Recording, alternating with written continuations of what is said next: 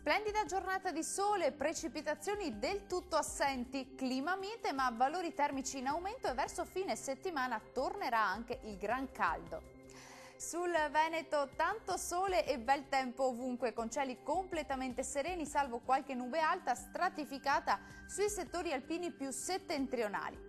Temperature in aumento, massime che saranno comprese tra i 25 e i 31 gradi, minime tra 13 e 18 gradi circa. Andiamo ora a vedere che tempo farà sul Friuli Venezia Giulia. Splendida giornata soleggiata e stabile ovunque, anche qui.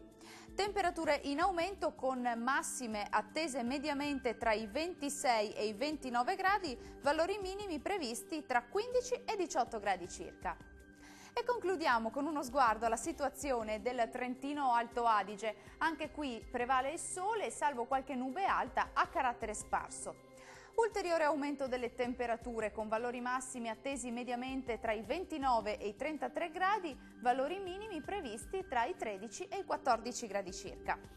Il mare sarà generalmente calmo, i venti moderati sud-orientali, localmente deboli nord-orientali sul Golfo di Trieste. Dal meteo di Antena 3 per ora è tutto, grazie per l'attenzione e arrivederci.